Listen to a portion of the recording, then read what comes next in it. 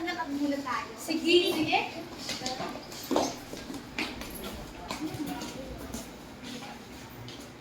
Ate, ano ba yung ginagawa niyo? Naglilinis. Sige, ayun yung mga walis. Tara po tayo. Tara tayo.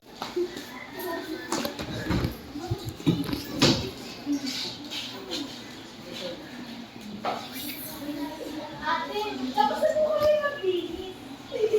Sige anak, maraming salamat. Sa susunod po, pagpalain sa akin ng Panginoon.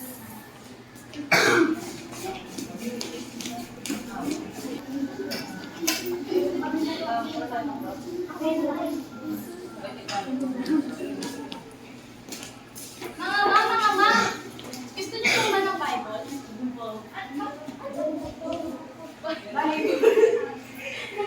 Ano nilalagay ito ng Bible nila?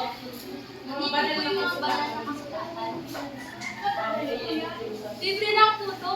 Ay, wait. Gusto niyo ba makakuha ko? Opo. Kaya gusto niyo. Maraming salamat po sa Bible na ito. Sige po, wala ko kayo Diyos. Excuse you.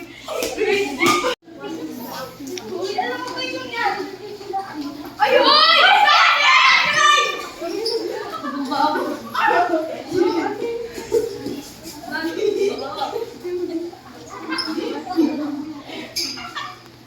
Thank you po. Maraming salamat po. Ikaw! Kapal mo!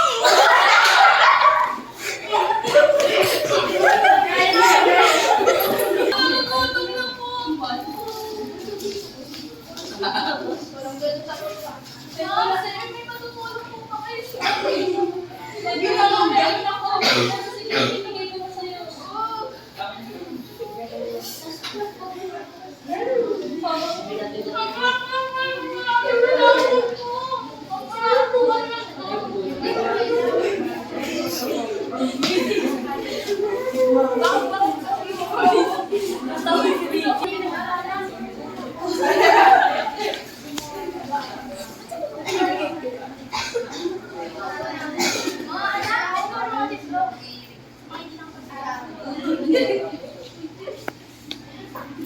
Siguraduhin yung babasahin niyo yan para may malaman kayo.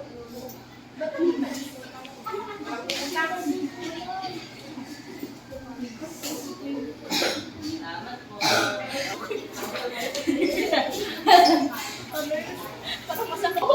Sunog ka na chocolate lang.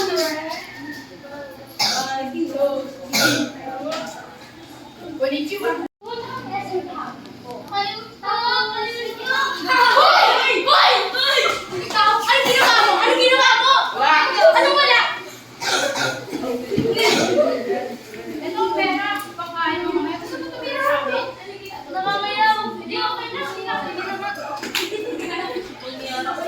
Uy, may mga kalan. Tala, maglinis tayo. Tungkol tayo ng walis.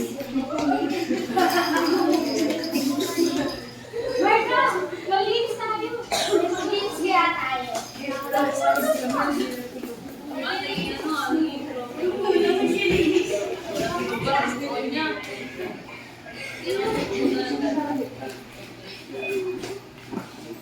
Uy, nandito pala kayo?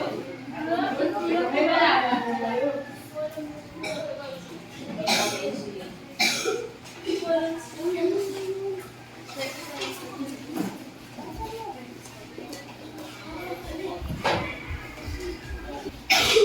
Parang may kulang dito. Kailangan natin ang mga puno. Tara, magtranig tayo.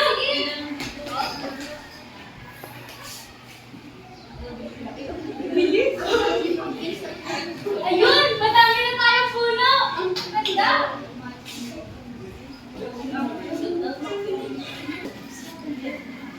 Wala pa.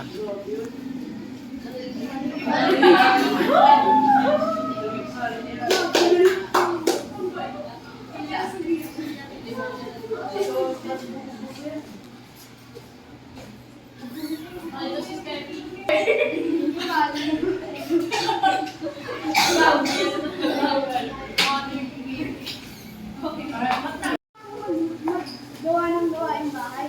Tayo na po niya. Sige po,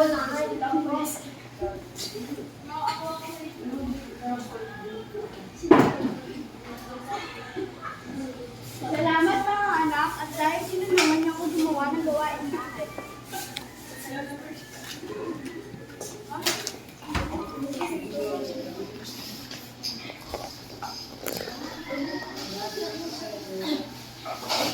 Palimos po kahit pangkain lang po sa aming kapatid.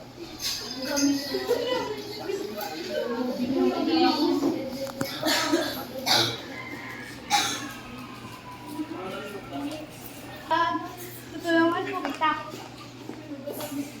Tayo magsimba.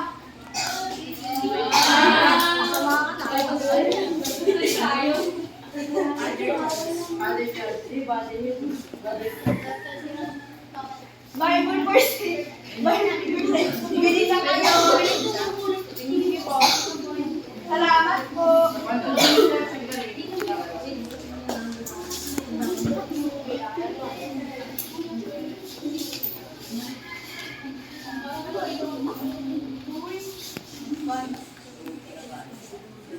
Salamat. Paraan, may isang lalaki na nangangalang Jesus ang naglakbay kasama ang kanyang mga alagad sa baryo ng Capernaum sa Galilee sa bayan ng Israel. Unang nagpakilala ang tagapagligtas na si Jesus at doon niya rin sinimulan ang kanyang misyon sa pagtuturo tungkol sa kaharian ng Diyos. Siya ay nagbahagi sa mga tao ng kabutihan at pang-aral at naglahad din ng mga himala. Sinilangin ng unang panahon, nagpuso pinakaragdag ng sabi. Magitan ng mga ito at sinilangin ng unang panahon upang makaiwas sa puso.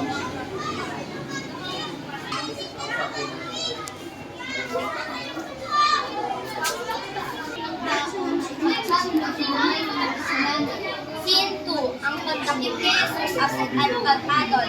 Lalagyan ng mga sundalo ng tali ang mga kamay ni Jesus at saka iputputod sa harap at likod ng katawan.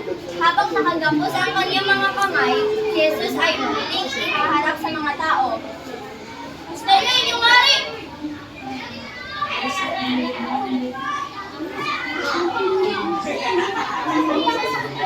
Ako siya sa krus. Ipa ako siya sa krus. Jesus ay pinagbabato ng mga tao. Scene 3, bubuhatin na ni Jesus ang krus. Ito yung teacher nito, pabalik-balik. Ako siya sa krus. Ako siya sa krus. Ako siya sa krus. Ako siya sa krus. Ako siya sa krus. Madala pa si Jesus. Susubukan lumapit ni Veronica kay Jesus, dala ang isang puting tela.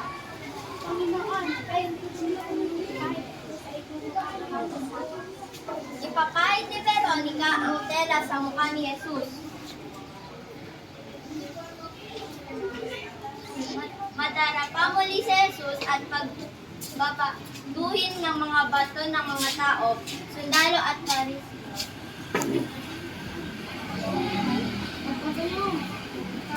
Scene 4, ang pagpako kay Jesus sa krus. Ihihiga si Jesus sa krus at ihahanay ang kanyang mga kamay at paa sa dulong bahagi. Kinatali ng mga sundalo ang mga kamay at paa ni Jesus at saka ipapako. Sisigaw at iiyak si Jesus dahil sa sakit. Ah! Ah! Ah! Ah! Ah! Ah! Ah!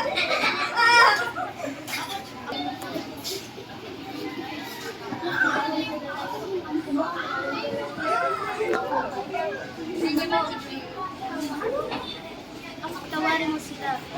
Hindi nila alam ang kanilang ginagawa sa akin. Jesus, aking anak, di na ngayon nang umiibig sa iyo. Alito na lang siya, Jesus. Pagbabatuhin ng mga tao si Jesus na nakapako sa krus, titingala ang mga sundalo at tao sa mga ulap. Nagdilim. Parang dumidilim. parang umulan. Patay na ba ang Nazareno? Ay makakaramdam ng paglindol ang mga tao at magsisigawan.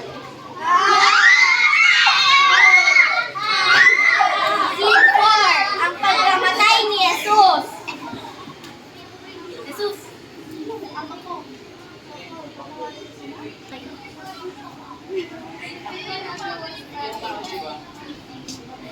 Ang mga tao at magsisigawan sila dahil nagdilim ang buong paligid.